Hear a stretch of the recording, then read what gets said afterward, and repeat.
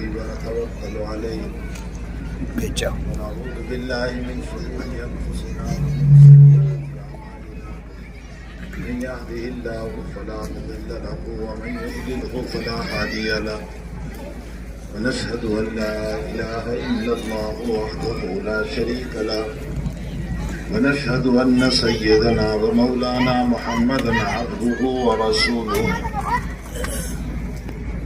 أما بعد أعوذ بالله من الشيطان الرجيم بسم الله الرحمن الرحيم يا أيها الذين آمنوا قوا أنفسكم وأهليكم نارا وقودها الناس والحجارة عليها ملائكة غلاظ شداد لا يعصون الله ما أمرهم ويفعلون ما يؤمرون صدق الله العظيم وقال الله تعالى ما يفعل الله بعذابكم إن شكرتم وآمنتم وكان الله شاكرا عليما بزرگوں، بھائیوں، دوستوں، عزیزوں اور حضرات علماء کرام،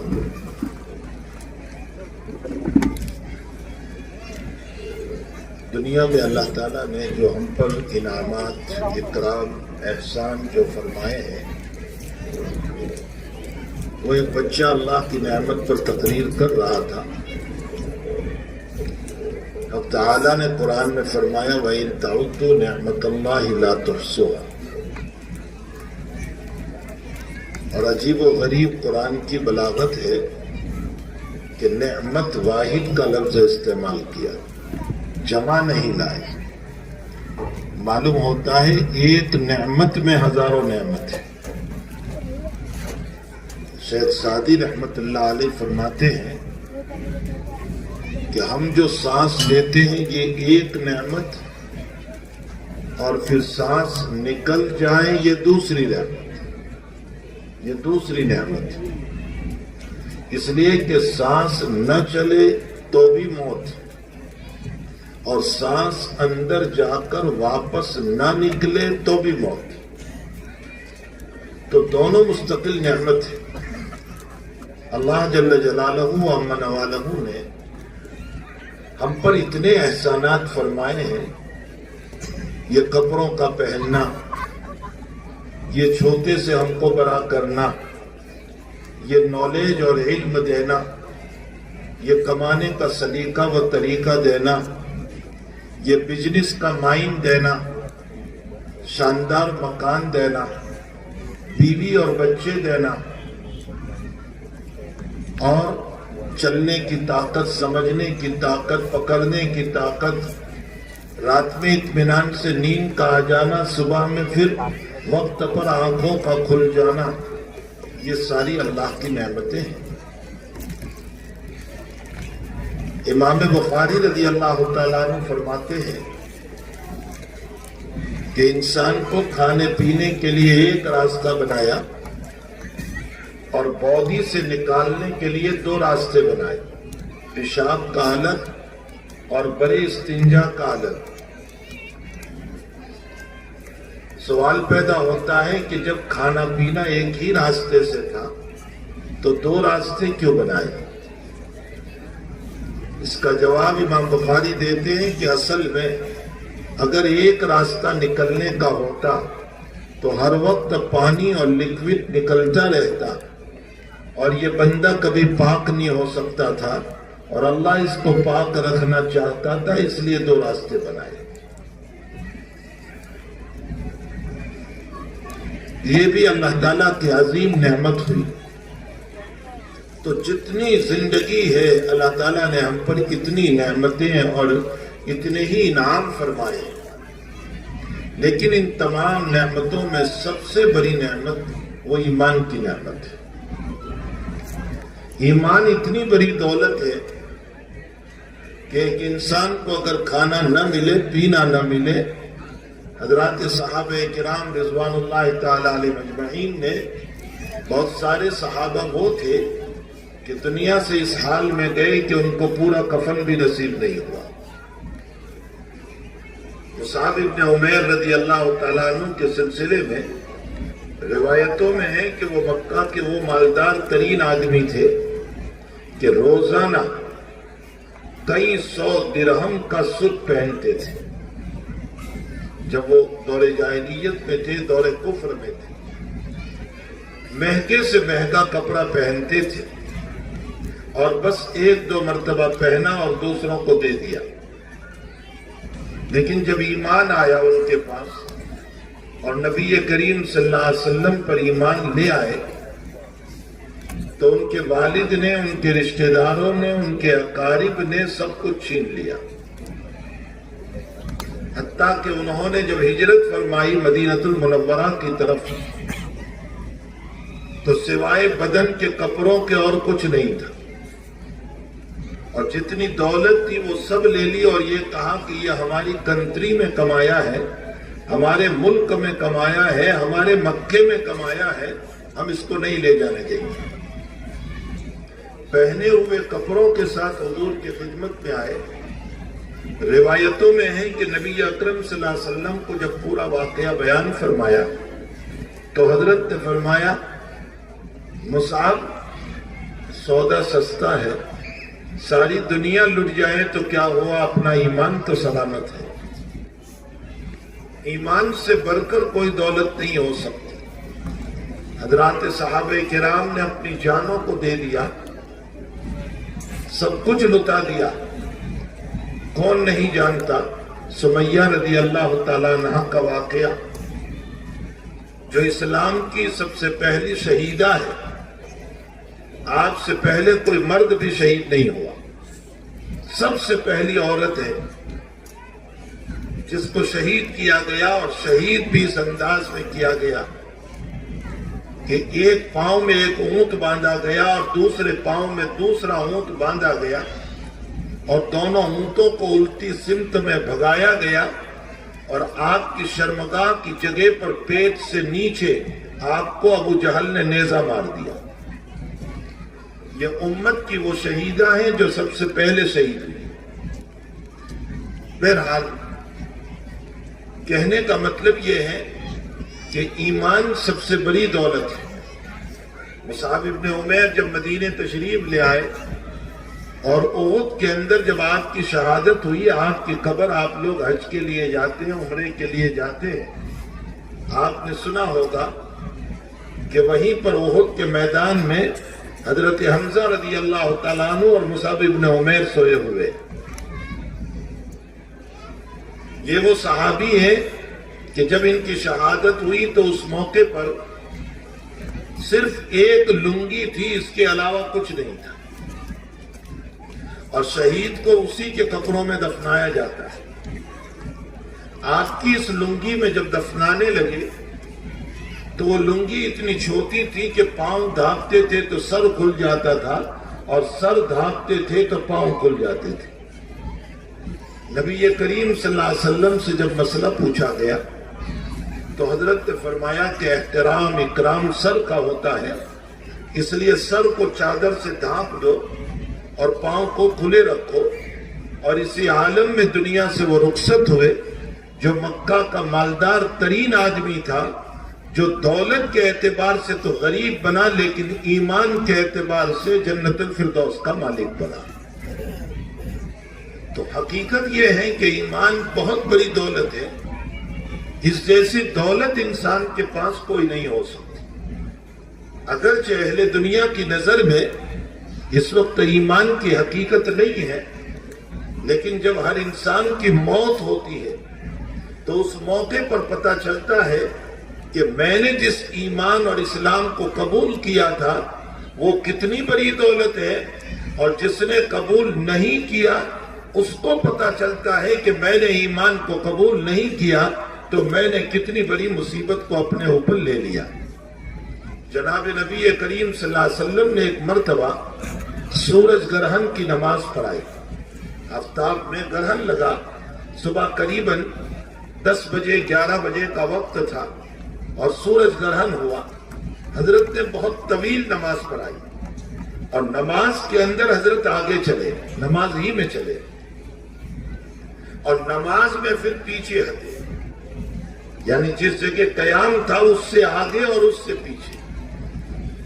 صحابہ نے نماز کے بعد پوچھا کہ یا رسول اللہ صلی اللہ علیہ وسلم، آج تک ہم نے آپ کو نماز میں اس طرح آگے پیچھے چلتے نہیں دیکھا۔ آپ نے فرمایا کہ شروع میں اللہ نے میرے سامنے جنت کھول دی تو میں آگے بڑھا تاکہ جنت کے انگور کا، گریپس کا خوشہ لے لوں۔ فرمایا اگر میں وہ خوشہ لے لیتا تو قیامت تک میری امت کھاتی رہتی، اس لیے کہ جنت کی نعمت میں فنا نہیں ہے، ایک نکالو تو دوسرا آ جاتا ہے، دوسرا نکالو تو تیسرا آ جاتا ہے، تو جنت کی نعمت میں فنا نہیں ہے، تو میری امت قیامت تک اس کو کھاتی رہتی۔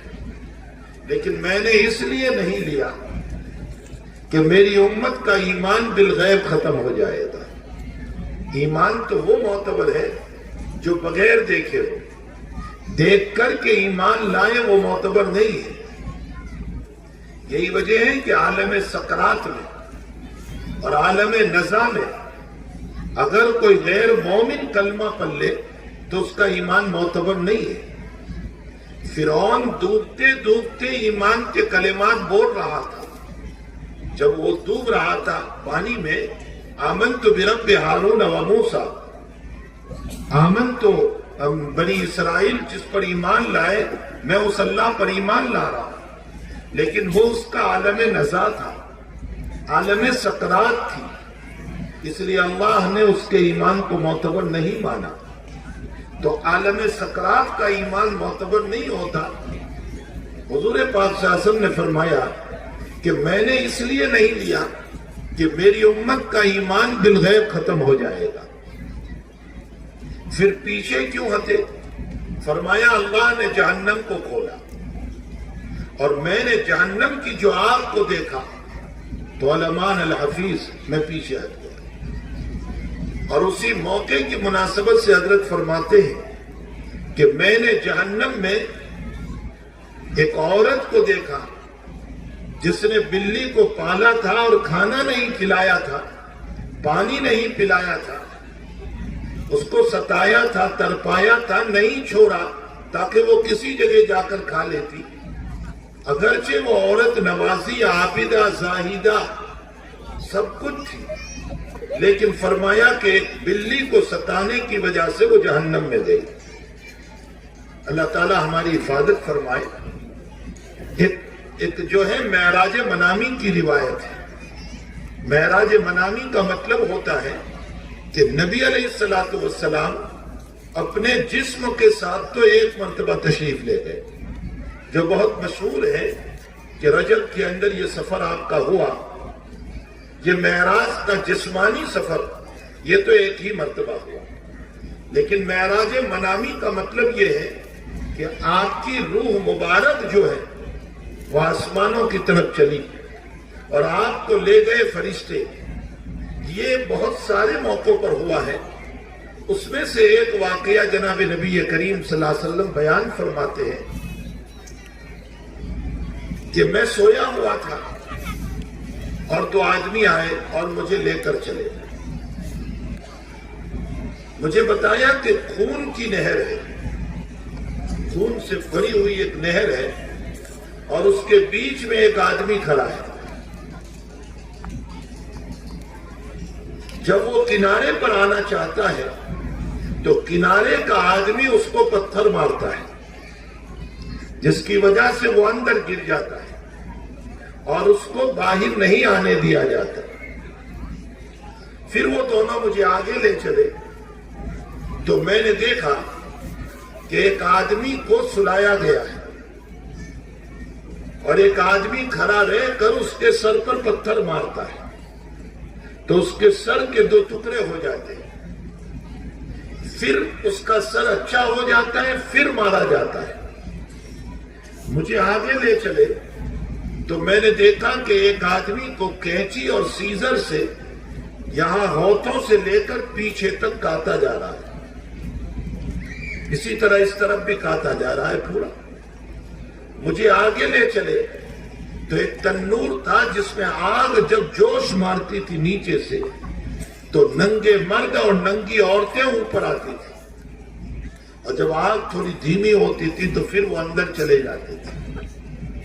اس کے بعد مجھے لے گئے تو ایک بہترین باغ بتایا، اس کے بعد جو آگے لے گئے تو ایک اس سے بھی اچھا باغ بتایا، اور وہاں ایک بڑے میاں تھے اور اس کے قریب چھوٹے چھوٹے معصوم بچے تھے جو کھیل رہے تھے۔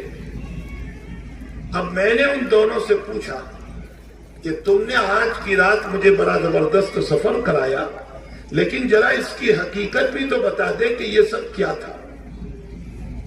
تو ان دونوں نے کہا کہ میں جبریل ہوں، یہ میکائیل ہے، اور پہلا جو آپ نے خون کے اندر آدمی کو دیکھا وہ آپ کی امت کا سود کھانے والا آدمی ہے۔ اللہ حفاظت فرمائے۔ میرے بھائیوں بہت معاف فرمائے، بڑے بڑے کاروبار والے سود کے کاروبار میں مبتلا ہے۔ تھوڑا کھاؤ تھوڑا پیو، لیکن سود کے مسئلے میں نہ جاؤ، سود کے مسئلے میں نہ جاؤ۔ اللہ تعالیٰ قرآن کریم میں فرماتے ہم کیسے مسلمان ہیں جو قرآن پر عمل نہیں کرتے، قرآن کی نہیں سنتے۔ قرآن کہہ رہا ہے کہ جو آدمی سود کھاتا ہے بِحَرْبٍ مِّنَ اللَّهِ وَرَسُولِهِ، وہ اللہ اس کے رسول کی طرف سے اعلان جنگ ہے، اللہ اس کے ساتھ لڑتا ہے اور وہ اللہ کے ساتھ لڑتا ہے، اور جو آدمی اللہ کے ساتھ لڑے تو وہ اللہ کا دشمن بنا یا نہیں بنا؟ وہ اللہ کا دشمن بنا، اور جو اللہ کا دشمن بنے گا کیا اللہ اس کو جنت عطا فرمائیں گے؟ ہم ذرا سوچیں تو صحیح۔ سود کی حرمت بہت اخیر میں آئی، سن ہجری 10 میں آئی، حضور پاک صلی اللہ علیہ وسلم کے انتقال سے 1 سال پہلے آئی، 1 سال پہلے آئی۔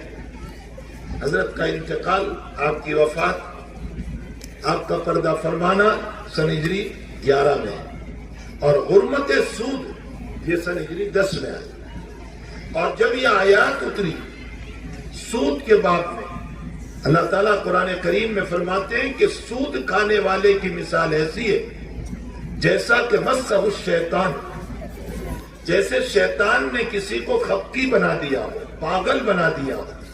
جب جن کسی کو لگ جاتا ہے نا، پاک جن کبھی نہیں لگتے، یہ بھی یاد رکھنا۔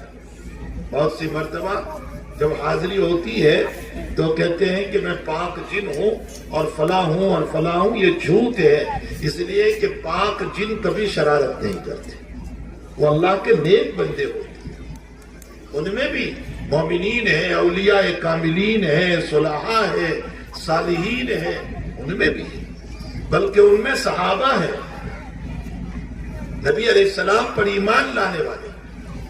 اللہ کے نبی علیہ السلام نے جیسے ہمارے اجتماعات ہوتے ہیں نا، جیسے یہ اجتماع بھی ہے یا دعوت و تبلیغ کا اجتماع ہوتا ہے، اللہ کے نبی نے جنوں میں بھی اجتماعات کیے ہیں، اور وہ 6 اجتماعات ہیں جس میں نبی کریم صلی اللہ علیہ وسلم نے جنوں کو جمع کیا تھا، اور جنوں کو جمع کر کے آپ نے ان میں ایمان کی دعوت، اپنی نبوت کی دعوت، احکام کی دعوت ان کو دی تھی۔ تو جنوں میں بھی آپ کے اجتماعات ہوئے، بلکہ ایک مرتبہ حضور پاک صلی اللہ علیہ وسلم نے سورہ رحمان صحابہ میں تلاوت فرمائی، تو جیسے ہم جیسے ہوتے ہیں نا، خاموش بیٹھ کر سننے والے، سبحان اللہ الحمدللہ کچھ بھی نہیں، تو صحابہ بھی حضور پاک صلی اللہ علیہ وسلم کی سورہ رحمان کی تلاوت پر خاموش سنتے رہے۔ حضرت نے فرمایا تم سے اچھے تو جن تھے کہ میں نے ان میں سورہ رحمان پڑھی تو ہر فبیعی آلائے پر جن مجھ کو جواب دیتے تھے کہ لا نکذبک یا ربنا نعمتک، لا نکذبک یا ربنا نعمتک، اے اللہ ہم تیری نعمت کو نہیں جھٹلائیں گے۔ یہ فبیعی آلائے پر جواب دیتے جا رہے تھے، اور ہماری سورہ رحمان 10 مرتبہ بھی پڑھی جائے لیکن ہماری طرف سے کوئی جواب اللہ کو نہیں ہوگا، چونکہ ہمیں صاف سن گئے ہیں نا، اس لیے ہمیں بولنا ہی نہیں آتا ہے، قرآن سمجھا ہی نہیں ہے تاکہ ہمیں کوئی مطلب سمجھ میں آئے۔ تو جنوں میں صحابہ ہیں، ہمارے بعض بزرگوں کے باب میں آتا ہے کہ وہ رات میں حدیث شریف لکھ رہے تھے اور سانپ کا ایک بچہ نکل آیا، تو ان بزرگ نے سانپ کے بچے کو مار دیا۔ تھوڑی دیر ہوئی کہ پولیس آ گئی اور کہا بادشاہ آپ کو بلا رہا ہے، چلیے۔ اب وہ بزرگ صاحب یہ سمجھے کہ وہ زمانے کا جب مغلیہ سلطنت کا دور تھا، وہ بزرگ یہ سمجھے کہ بادشاہ کو کوئی ضرورت پڑی ہوگی مسئلے وغیرہ کی، مجھے بلایا۔ وہ لے گئے، آپ کو بہت دور لے گئے، زمین کے تہخانے میں لے گئے، بہت بڑا تہخانہ تھا اور بڑا اسٹیج سجا ہوا تھا اور اس اسٹیج پر ایک جنازہ رکھا ہوا تھا اور بادشاہ وغیرہ بیٹھے ہوئے تھے۔ یہ شاہ ولی اللہ صاحب نے اس واقعے کو نقل کیا ہے، لوگوں نے اس کو شاہ ولی اللہ صاحب کی طرف منسوخ کر دیا ہے، شاہ صاحب کا نہیں ہے، شاہ صاحب نے نقل کیا ہے اس کو۔ تو آپ کو اسٹیج پر لایا گیا، وہ لمبے قد کے لوگ تھے، وہ بزرگ فرماتے میں سمجھ گیا یہ پورا مجمع جناتوں کا ہے۔ اسٹیج پر پہنچے تو بادشاہ نے سوال کیا، یا بادشاہ کی طرف سے جو جج ہوں گے انہوں نے کہا کہ اچھا یہ بتاؤ کہ کوئی آدمی کسی کو قتل کر دے تو اسلام میں اس کی سزا کیا ہے؟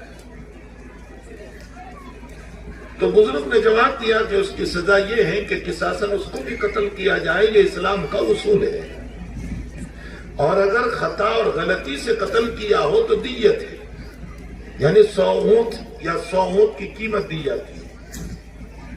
تو کہا تم نے بادشاہ کے بیٹے کو قتل کیا ہے، بزرگ کو کہا کہ تم نے بادشاہ کے بیٹے کو قتل کیا۔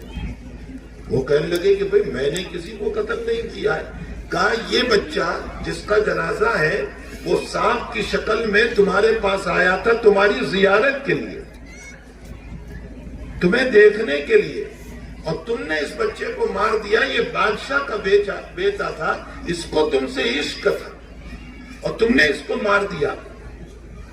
کسی پر بحث چل رہی تھی، چونکہ کورٹ قائم تھی اور بحث چل رہی تھی، ایک جن کھڑے ہوئے جن کی عمر بتائی جاتی ہے کہ 900 سے زیادہ سال تھی، اور وہ کھڑے ہوئے اور انہوں نے یوں اپنے آنکھوں کو اٹھایا اور حدیث پڑھی کہ سمیعت رسول اللہ صلی اللہ علیہ وسلم، میں نے حضور پاک صلی اللہ علیہ وسلم سے سنا کہ جو آدمی اپنی اصل طبیعت کو بدل کر کے یا اپنے جسم کو بدل کر کے آئے اور کوئی اس کو مار دے تو اس پر قصاص بھی نہیں اور اس کے اوپر جو ہے دیت بھی نہیں۔ تو یہ بچہ سانپ کی شکل میں کیوں پہنچا؟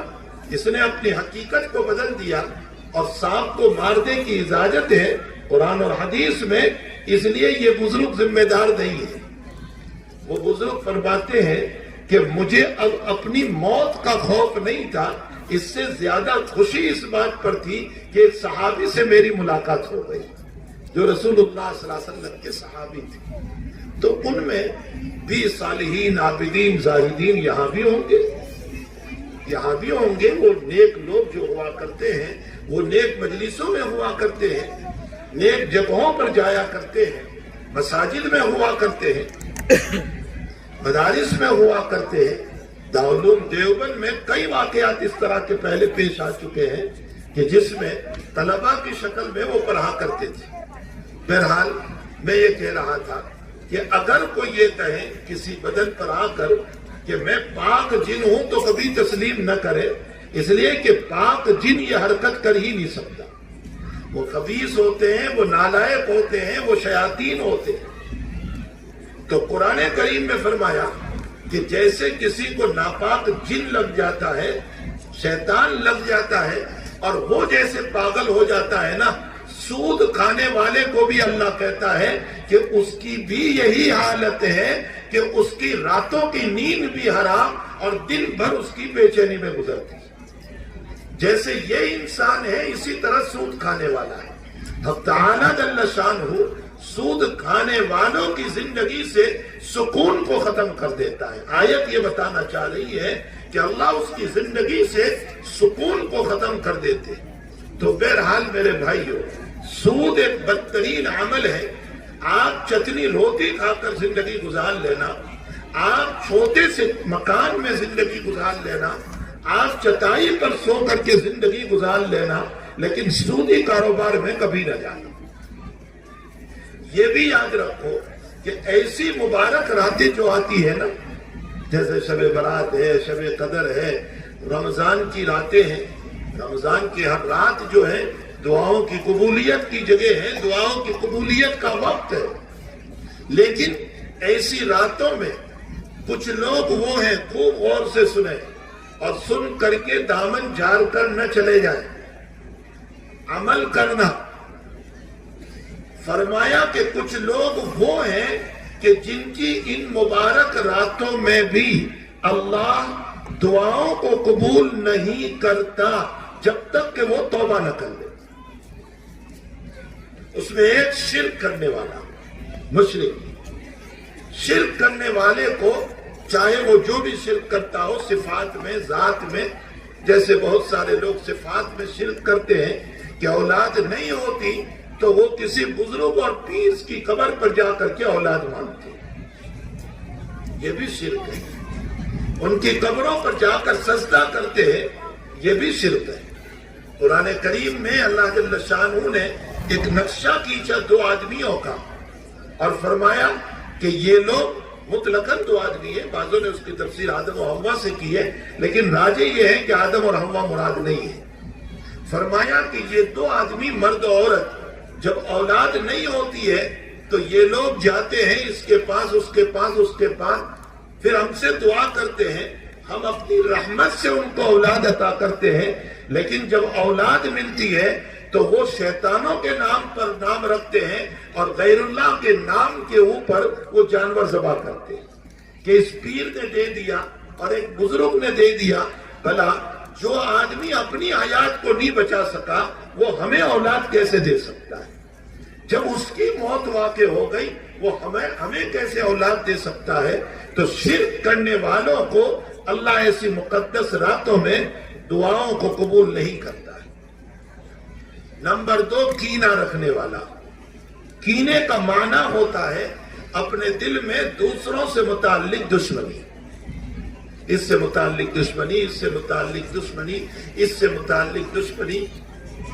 دشمنی رکھنے والا، کینہ رکھنے والا، چاہے وہ ایک آدمی سے متعلق کیوں نہ ہو، اللہ ایسی راتوں میں، یہ رات تو کیا شب قدر میں بھی دعائیں قبول نہیں ہوتی، رمضان کی راتوں میں قبول نہیں ہوتی، عید کی رات میں بھی دعا قبول نہیں ہوتی جو آدمی کینہ رکھتا ہے.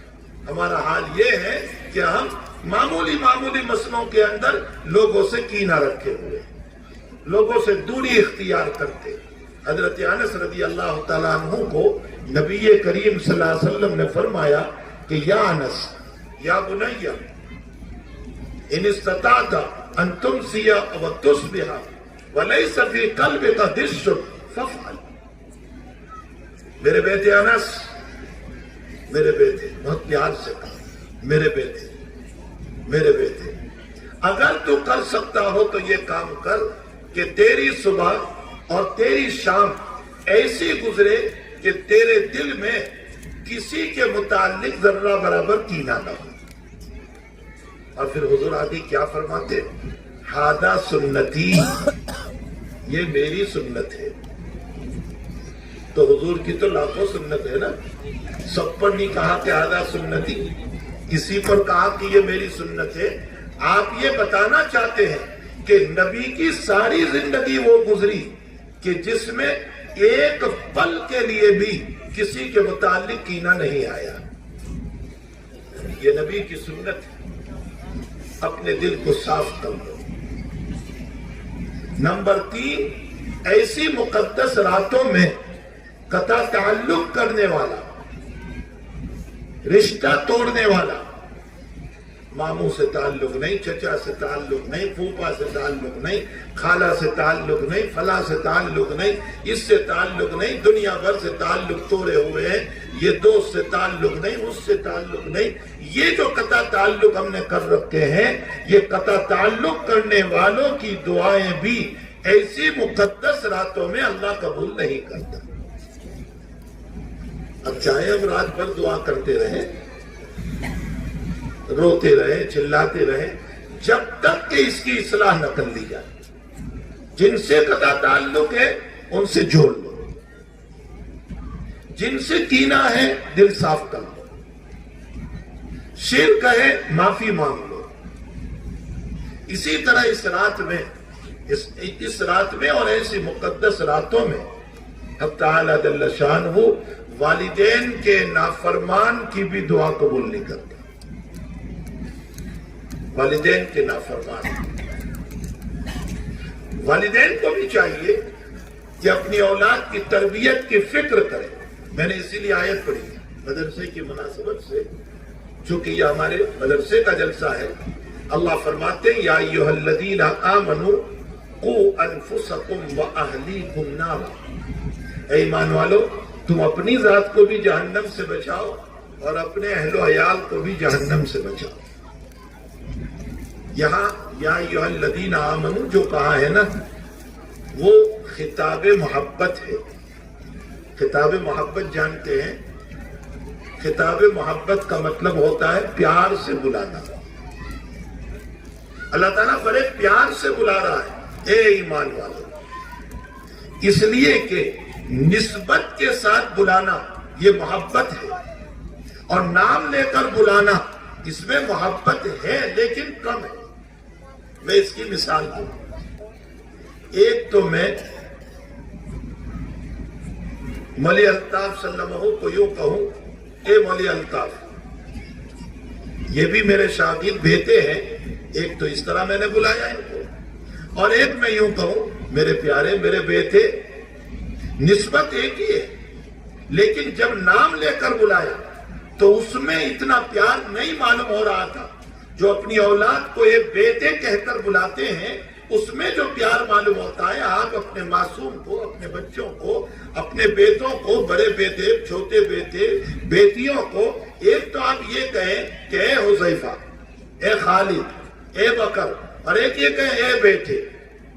दोनों में बहुत बड़ा फर्क है। बेटे में निस्बत आ गई कि मैं तेरा बाप हूं, तू मेरी औलाद है, तो निस्बत से आपने पुकारा। इसी तरह ताला जल्ल शानहू व अम्मन वालहू ने या अय्युहल्लज़ीना आमनू में ए ज़ैद, ए खालिद, ए बकर इस तरह नहीं कहा। ए वो लोगों जिसका ताल्लुक मेरे साथ ईमान का है कि तुमने मुझ पर ईमान लाए हो और मैं तुम पर ईमान की चादर निछावर कर रहा हूं। तो निस्बत के साथ खिताब करना ये खिताब मोहब्बत हुआ करता है। बहुत प्यार से अल्लाह कह रहा है या अय्युहल्लज़ीना आमनू। ये अल्लाह वही बोलेगा जिससे मोहब्बत होगी, जिससे प्यार होगा। या अय्युहल्लज़ीना आमनू कू अनफुसकुम व अहलीकुम नार, ऐ ईमान वालो अपने आप को भी, अपने अहलो अयाल को भी, अपनी बीवी को भी, अपने बच्चों को भी जहन्नम की आग से बचाओ। वैसे तो याद रखो सिर्फ बीवी बच्चों का मसला नहीं, हर बड़ा जो होगा उसको कयामत के दिन अपने मातहतों से मुताल्लिक सवाल होगा। हुजूर पाक सल्लल्लाहु अलैहि वसल्लम फरमाते हैं कुल्लुकुम राइन व कुल्लुकुम मसऊलुन अन रअयतिही।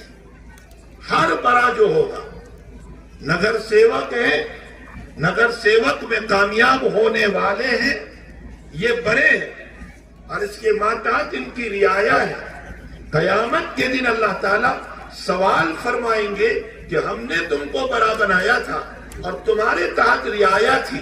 एक बादशाह है, बादशाह की तहत रियाया है। एक बाप है, बाप की तहत औलाद है। एक शौहर है, शौहर की तहत बीवी है। एक मुदर्रिस है, मुदर्रिस की तहत बच्चे हैं। एक नाजिम है, नाजिम की तहत उनके मुदर्रिसीन और उनके बच्चे हैं। अल्लाह जल्ल शानहू कयामत के दिन हर बड़े से सवाल करेगा, ہم نے تم کو بڑا بنایا تھا، تم نے اپنے ماتحتوں کے ساتھ کیا انصاف کیا؟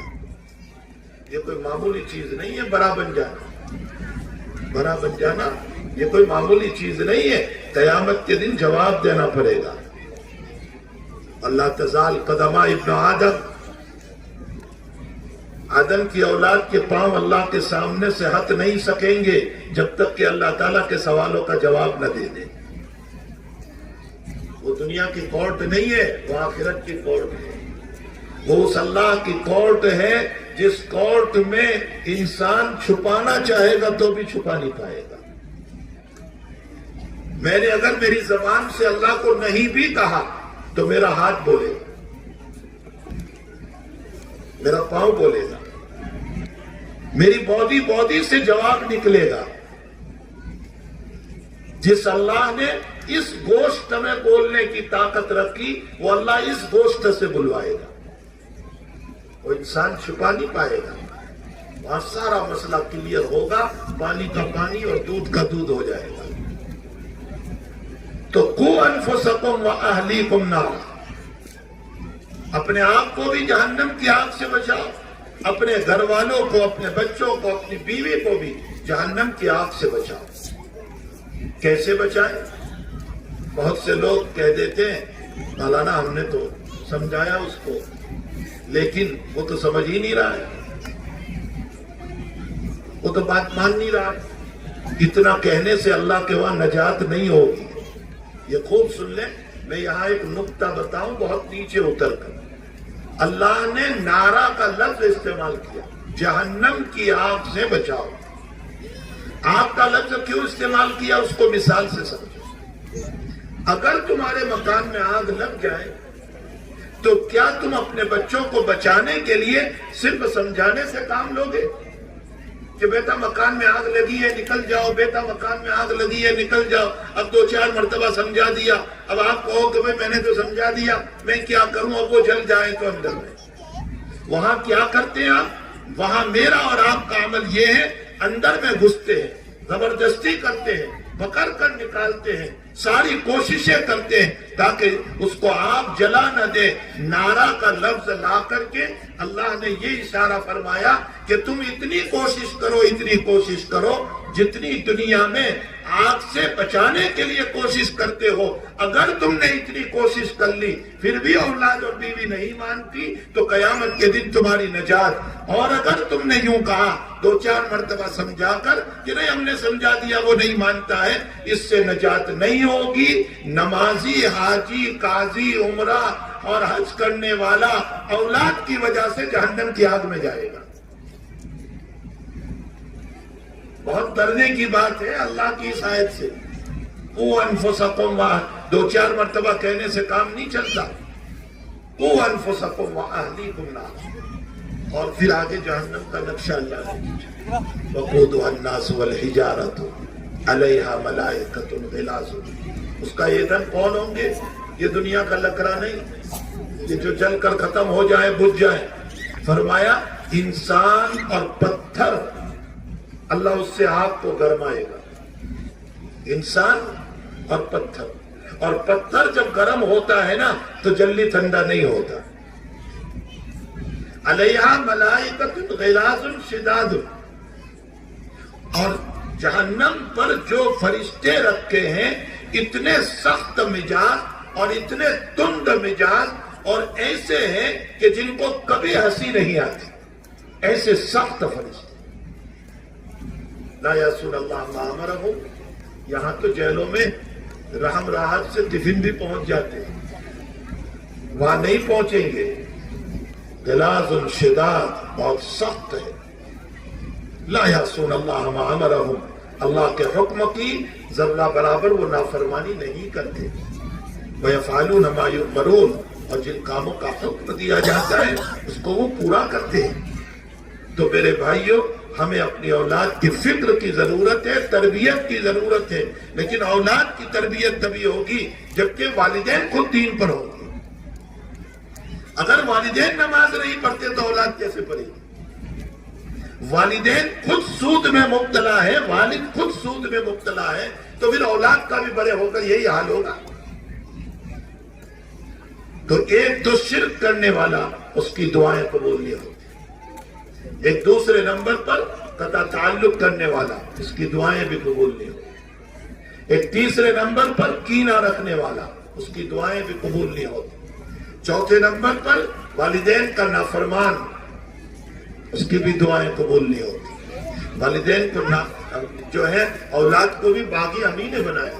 سنو ایک حدیث شریف، روایت میں ہے کہ جناب رسول اللہ صلی اللہ علیہ وسلم نے فرمایا کہ جب تم کسی کی تربیت نہیں کرتے تو اللہ انہی کو تمہارا دشمن بنا دیتا ہے.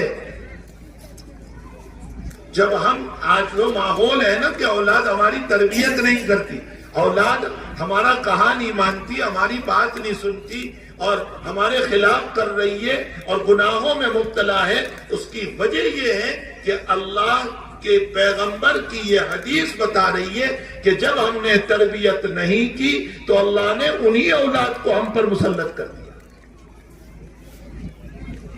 کتنی سخت بات ہے جو رسول اللہ صلی اللہ علیہ وسلم نے ارشاد فرمایا.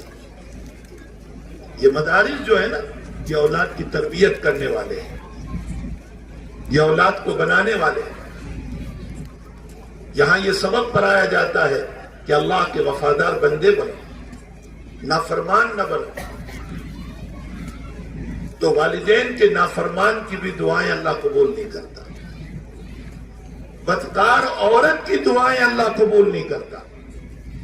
ایسی مقدس راتوں میں شراب پینے والوں کی دعائیں اللہ قبول نہیں کرتا. ایسی مقدس راتوں میں ڈرگس لینے والا، شراب لینے والا، ہیروئن پینے والا، نہ معلوم کیا کیا چیزیں استعمال کرتے ہیں، کسی کو ناحق قتل کرنے والا، اللہ ایسی مقدس راتوں میں اس کی دعا قبول نہیں کرتے، چاہے خود نے قتل کیا یا قتل کا ذریعہ بنا. اللہ اس کی دعائیں قبول نہیں کرتے. اپنے پینٹ، اپنے پجامے کو ٹخنوں سے نیچے لٹکانے والا، اللہ ایسی مقدس راتوں میں اس کی دعائیں بھی قبول نہیں کرتے. یہ میں اپنی طرف سے نہیں کہہ رہا ہوں، جناب رسول اللہ صلی اللہ علیہ وسلم کا فرمود ہے، آپ کا فرمان مبارک.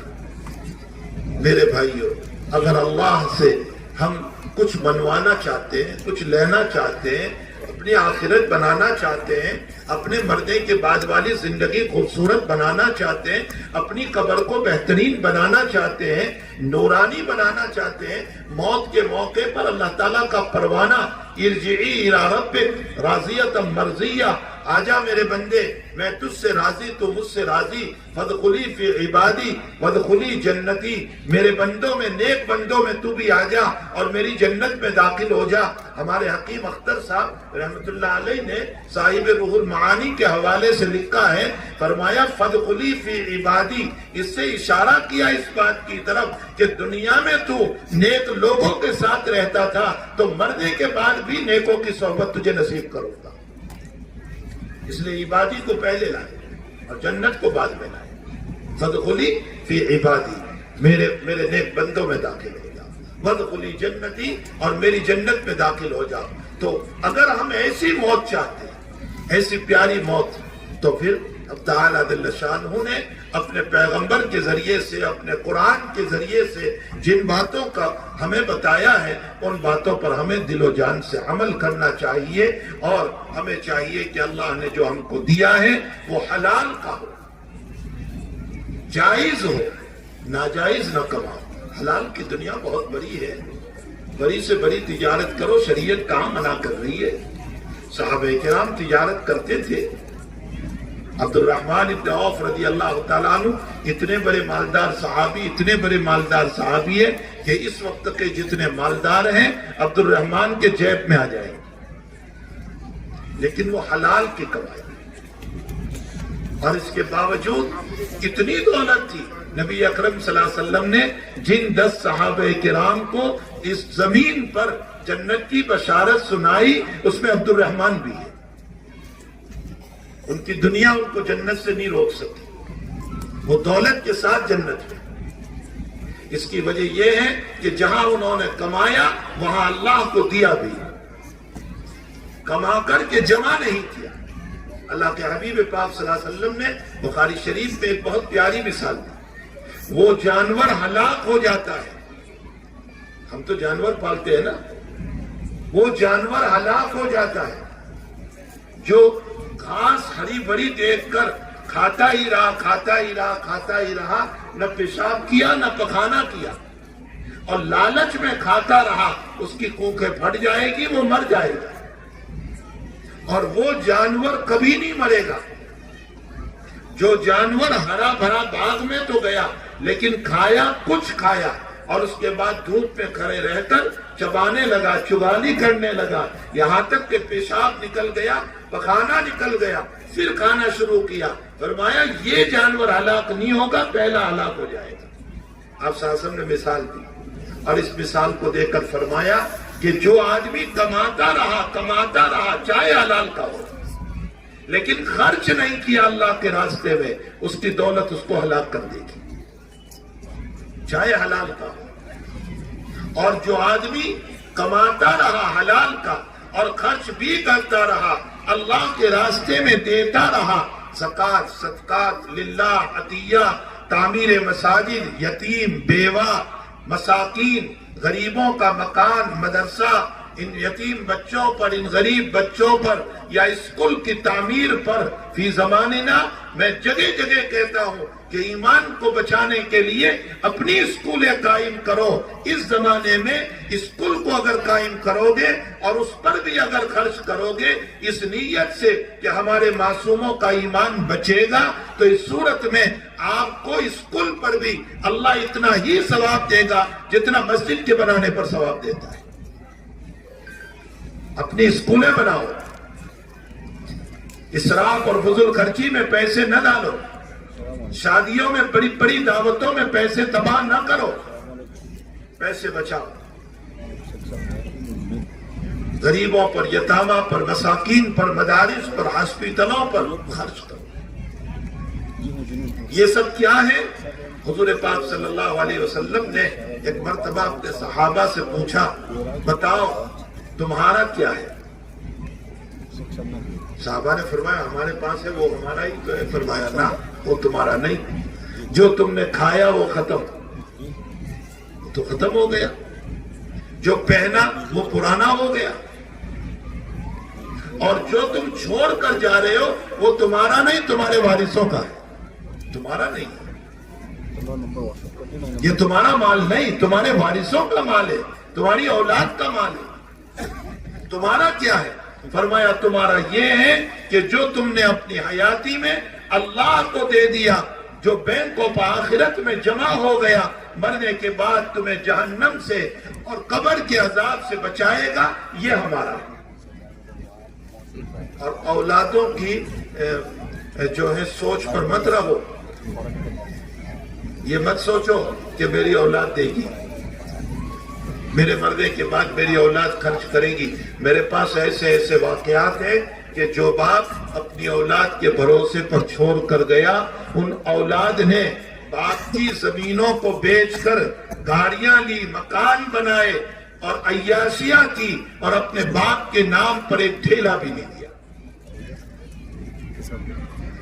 اولاد کے اوپر چھوڑ کر نہ جاؤ, آپ اپنی حیاتی میں دے کر جاؤ, خود اپنے ہاتھوں سے خرچ کر کے جاؤ. اور پھر دوسری بات یہ ہے کہ ہم اپنی حیاتی میں اپنے ہاتھوں سے خرچ کرتے ہیں, اللہ دنیا میں بھی دے گا, آخرت میں بھی دے گا, یہاں بھی دیتا ہے.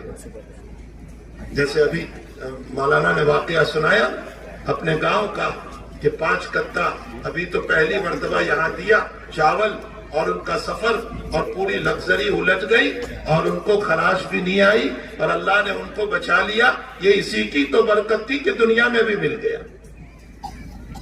اللہ دنیا میں بھی دیتا ہے, یہ نہیں کہ آخرت ہی میں دیتا ہے, دنیا میں بھی دیتا ہے. کبھی دولت کی شکل میں, کبھی بیماریوں سے حفاظت کی شکل میں, کبھی ایکسیڈنٹ سے حفاظت کی شکل میں, کبھی اچانک کے خطرات سے اللہ بچا لیتا ہے, کبھی آنے والی مصیبتوں کو اللہ روک دیتا ہے, کبھی اپنی فیملی کو اللہ بچا لیتا ہے. یہ سب دنیا کے بینیفٹس ہیں, آخرت میں تو اللہ دینے ہی والا ہے.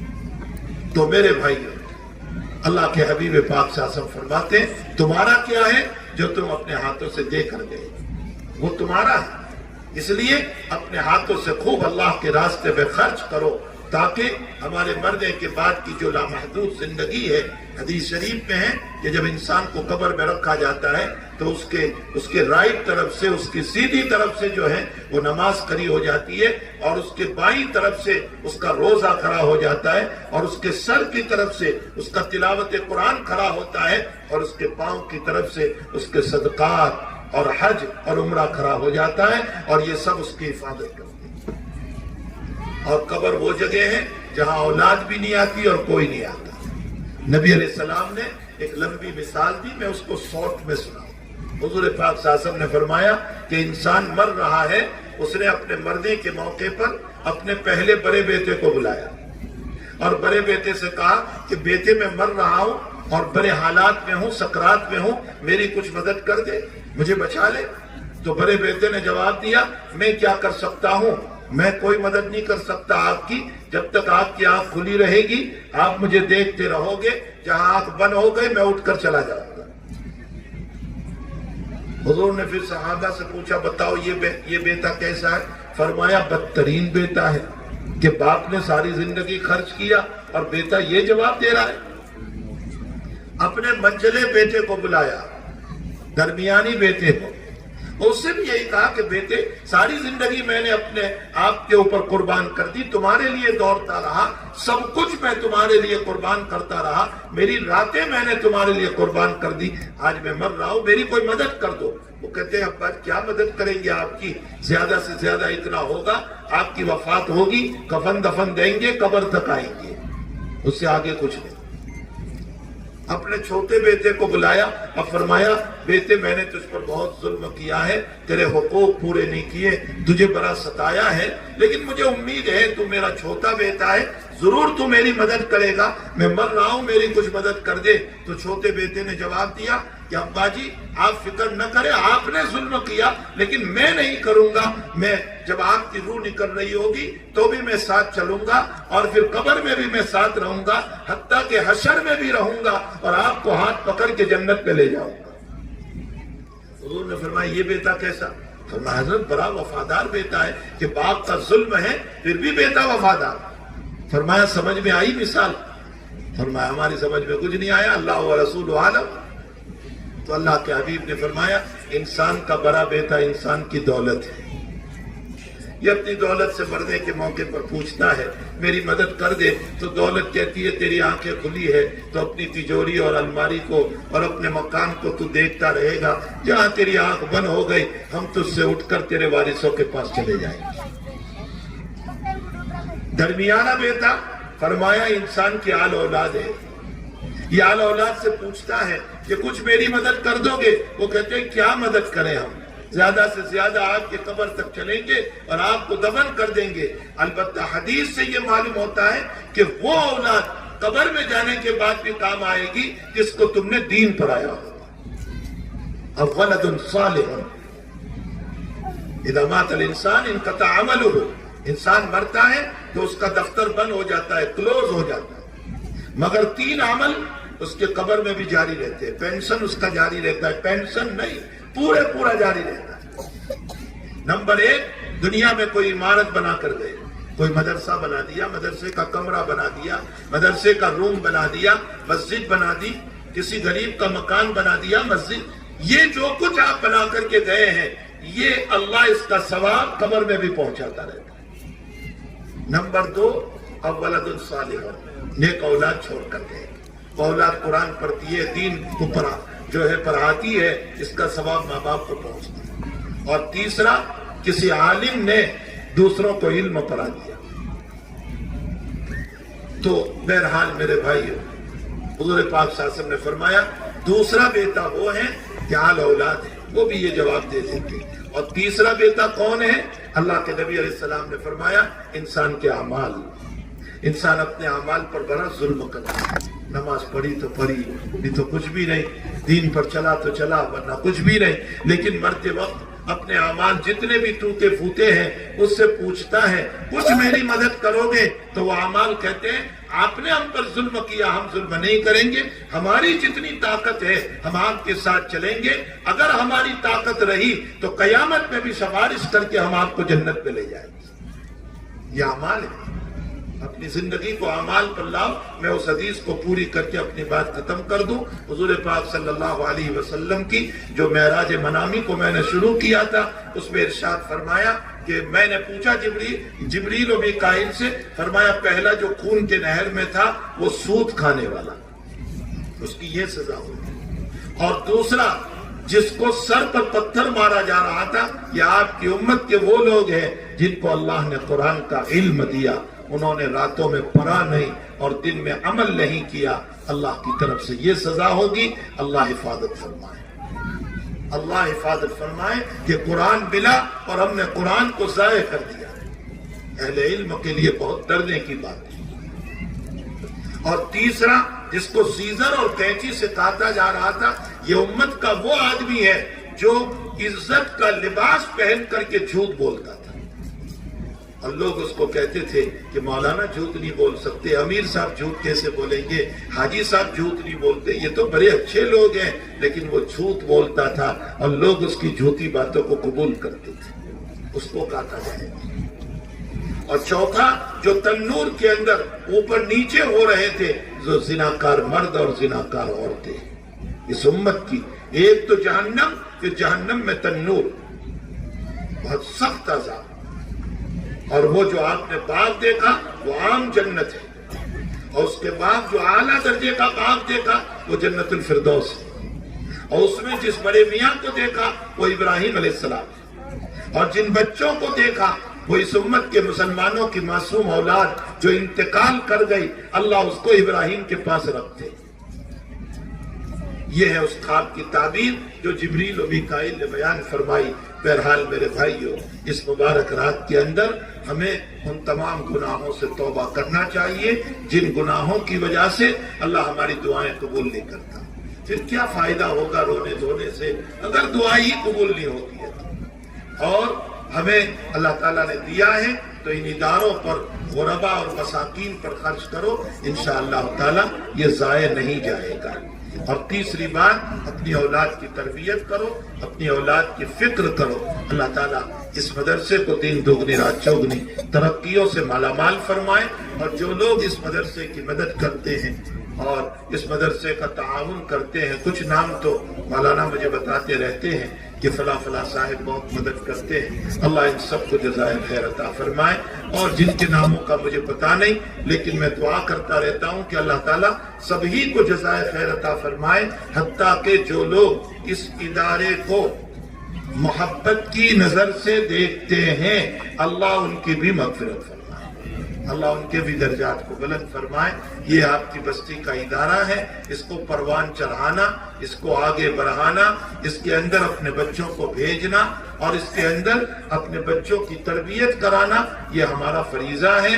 ہمیں چاہیے کہ اس فریضے کو اچھی طرح سے ادا کریں۔ اللہ جل شانہ ہم تمام کے بل بیٹھنے کو قبول فرمائے، اور جو باتیں کہی گئی سنی گئی اللہ اس پر عمل کی توفیق عطا فرمائے۔ پھر میں کہتا ہوں دامن جھاڑ کر نہ چلے جانا، یہی باتوں کو ڈال کر نہ چلے جانا، عمل کر لینا، جھکنا پڑے تو جھک جانا، لیکن قطع تعلق ہے تم خود آگے چل کر مل لینا۔ تھوڑا سا جھکنا پڑے گا، دل پر ٹھیس پہنچے گی لیکن مل لینا، چاہے سامنے والا یوں کہے کہ آیا نا جھک کر، کوئی حرج نہیں، یہاں جھک جائیں گے اللہ عزت عطا فرمائے۔ والدین کو منا لو، اور اگر والدین کا انتقال ہو چکا ہے تو ان کے لیے ایصال ثواب کرو۔ علماء نے لکھا ہے کہ والدین کے لیے جب ایصال ثواب ہوتا ہے تو تعالیٰ اس کی وجہ سے بھی والدین کو خوش کر دیتے ہیں، تو اپنے والدین کے لیے ایصال ثواب کرو۔ اگر انتقال ہو چکا ہے اور زندہ ہے تو ان کو جا کر منا لو، اگر کینہ ہے دلوں کو صاف کرو، اپنے آپ کو ان چیزوں سے بچا لو۔ کچھ نہیں ہے اس دنیا سے، ہم سب کو جانا ہے، اپنے رب کے سامنے حاضری ہے۔ یہ 100 سال بھی مل جائیں تو کیا فائدہ ہے، موت تو اپنی جگہ لازم ہے۔ اللہ مجھے اور آپ کو ان باتوں پر عمل کی توفیق عطا فرمائے. وصلی اللہ علی النبی الکریم برحمتک یا ارحم الراحمین.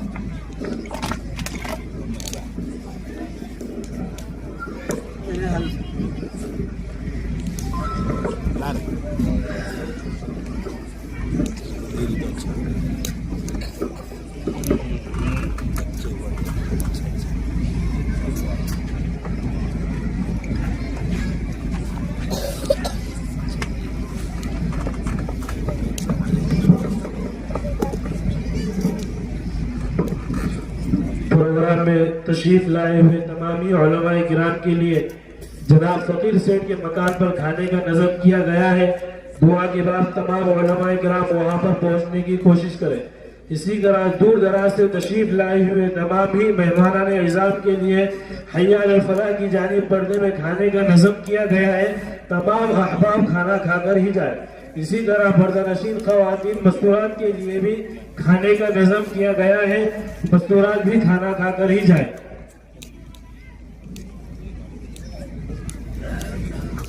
دیکھو عشاء کی نماز بھی باقی ہے، اس کا اعلان نہیں کیا. جو اصل ہے اس کا اعلان تو نہیں ہوا، کھانے پینے کے اعلان ہو گئے. آج کی مبارک رات کے اندر اپنی طاقت کے مطابق عبادت کرنا چاہیے. میں یہ نہیں کہتا ہوں کہ پوری رات جاگو، اپنی طاقت کے مطابق عبادت نفل جو کچھ پڑھ سکے پڑھے. لیکن چلو نہیں پڑھ سکتے ہو تو کم سے کم عشاء کی نماز اور فجر کی نماز جماعت سے پڑھ لینا، اللہ تعالیٰ رات بھر کا ثواب عطا فرمائیں گے. بھئی اتنا تو کر سکتے ہیں نا کہ عشاء کی نماز چھوڑ کر چلے جاؤ گے. عشاء کی نماز پڑھنا، کوئی بھائی جو ہیں ایسی مقدس رات میں عشاء کی نماز نہ چھوڑے. اور آج عہد کر لیں کہ آئندہ سے ہم تمام نمازوں کی پابندی کریں گے. درود شریف پڑھ لیں.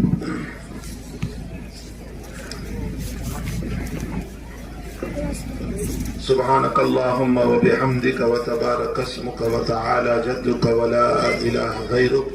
سبحان الله وبحمده سبحان الله العظيم. سبحان الله وبحمده سبحان الله العظيم. سبحان الله وبحمده سبحان الله العظيم. سبحان الله وبحمده عدد خلقه ورضا نفسه وزنة عرشه ومداد كلماته. يا أحد الصمد الذي لم يلد ولم يولد ولم يكن له كفوا أحد. يا عزيز يا ذا الجلال والإكرام يا فعالا لما يريد. يا فالق الحب والنوى يا فالق الحب والنوى. الله لا إله إلا هو الحي القيوم لا تأخذه سنة ولا نوم له ما في السماوات وما في الأرض. من ذا الذي يشفع عنده إلا بإذنه.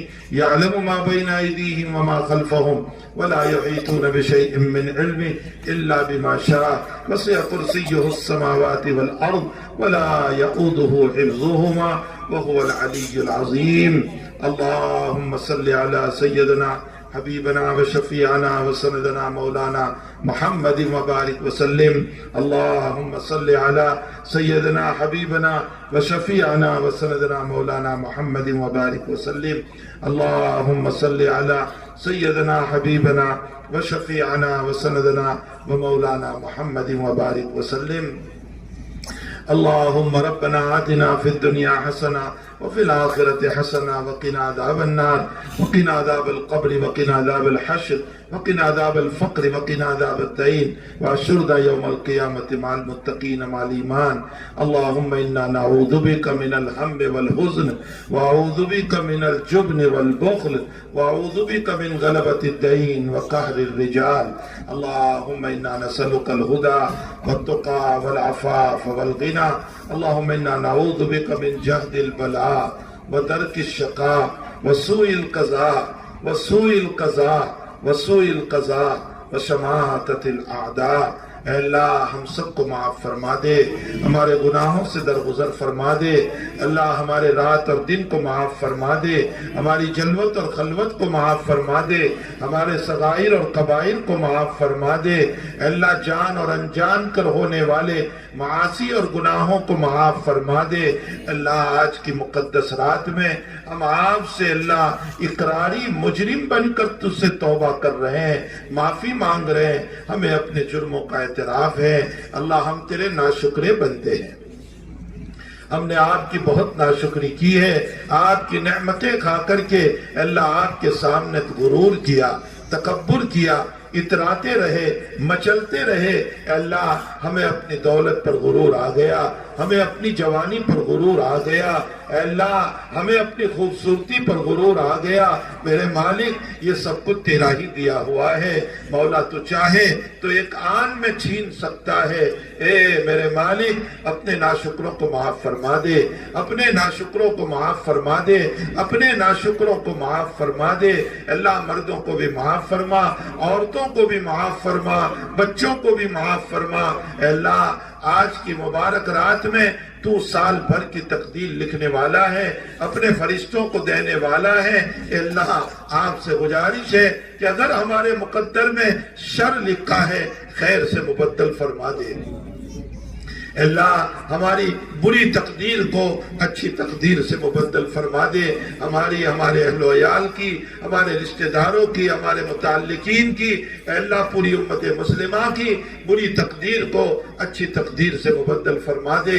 اے اللہ اچھی تقدیر سے مبدل فرما دے، شرور کو ہمارے مقدر سے ختم فرما، خیر کو ہمارے مقدر میں لکھ دے۔ اے اللہ ہمیں عطا فرما دے، اے اللہ بیماروں کو شفا عطا فرما، اے اللہ بیماروں کو شفا عطا فرما، محتاجوں کی محتاجگی کو دور فرما، ضرورت مندوں کی ضرورتوں کو پورا فرما۔ اے الہ العالمین پریشان حالوں کی پریشانیوں کو دور فرما۔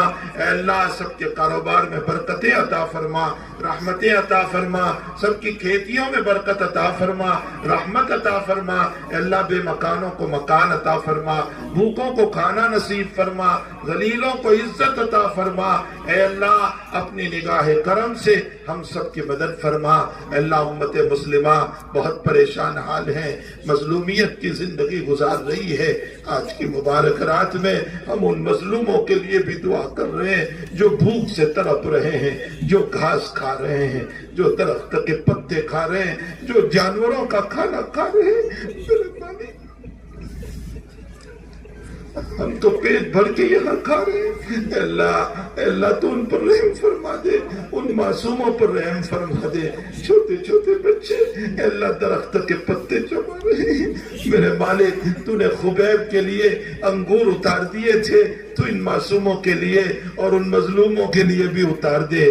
اللہ ان کے کھانے کا نظام فرما دے، غیب سے ان کی شکلیں اور صورتیں بنا دے۔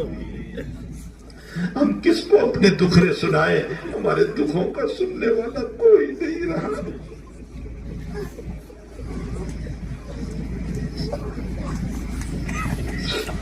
اللہ وہ بغیر دواؤں کے طرف رہے، ان پر ظلم ہے۔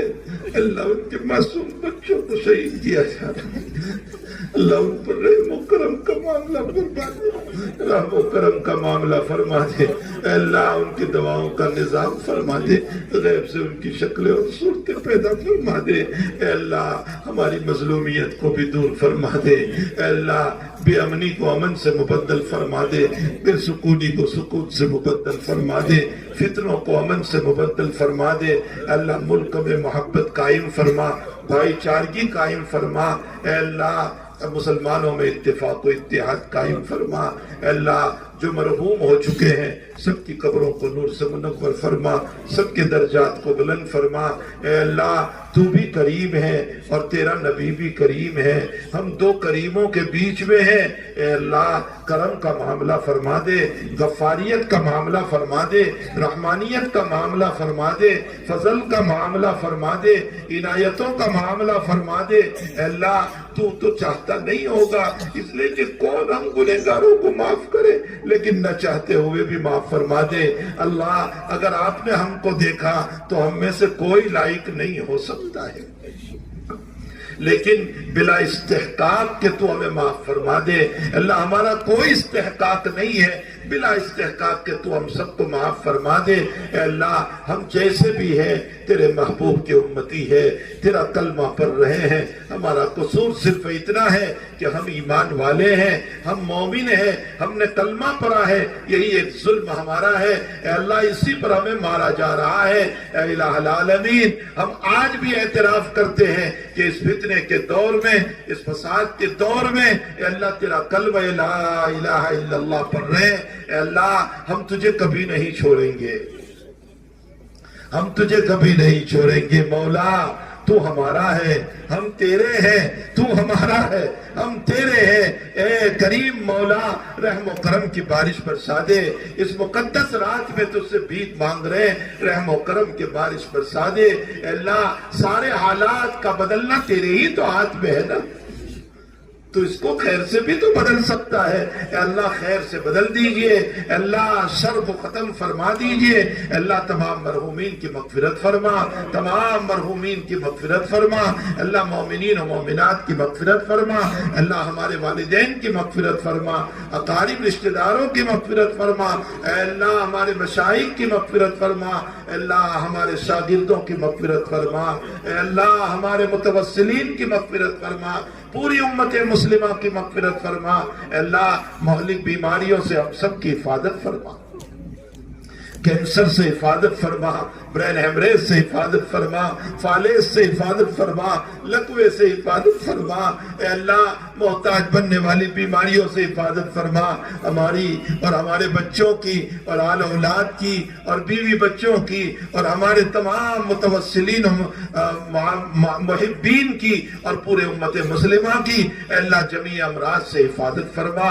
اے اللہ جب تک جلائیں آبرو عزت و ایمان کے ساتھ جلانا، اور دنیا سے اٹھاوے تو ایمان پر خاتمہ فرمانا، نمازوں میں موت عطا فرمانا، سجدوں میں موت عطا فرمانا، تلاوت میں موت عطا فرمانا، اے اللہ حدیثوں پر موت عطا فرمانا، مسجد نبوی میں موت عطا فرمانا۔ اے اللہ اس مسجد میں ہمیں سلا دینا اور اس قبرستان میں ہمارے دفن کا انتظام فرما دینا، نبی کے قدموں میں سلا دینا۔ اے اللہ جنت البقیع نبی کے قدموں میں ہے، ہم بھی نبی کے قدموں میں سونا چاہتے ہیں۔ اللہ ہمیں ایسی مقدس موت عطا فرمانا، اے الہ العالمین ہمیں ذلتی والی موت سے حفاظت فرما۔ اللہ اس مدرسے کو دن دوگنی رات چوگنی ترقیوں سے مالا مال فرما۔ اے اللہ داخلی اور خارجی فتنوں سے حفاظت فرما، اس کے مخلصین معاونین پیدا فرما، اس کے تعاون کرنے والوں کو جزائے خیر عطا فرما، اس کو محبت کی نظر سے دیکھنے والوں کو بہترین بدلہ عطا فرما۔ یہاں کے ناظم اور مدرسین اور متعلمین اے اللہ سب کو قبول فرما، اخلاص سے کام کی توفیق عطا فرما۔ اے اللہ اس پورے مدرسے کو ہر طرح کی ترقیات سے، روحانی اور جسمانی ترقیات سے مالا مال فرما۔ اے الہ العالمین جس بچے نے حفظ کیا ان کے سینے میں تا قیام قیامت قرآن کو محفوظ فرما، ان کے والدین کے لیے صدقہ جاریہ بنا۔ اے اللہ جو مانگا اپنے فضل سے عطا فرما، اس بستی پر تیری خصوصی رحمت نازل فرما، اپنی عنایتوں سے اس بستی کو مالا مال فرما، یہاں کی بلاؤں وباؤں کو دور فرما، اختلافوں کو ختم فرما، محبتوں کو پیدا فرما، رحمتوں کی بارش نازل فرما۔ اللہ جو مانگا اپنے فضل سے عطا فرما، نہیں مانگا اپنے فضل سے نصیب فرما۔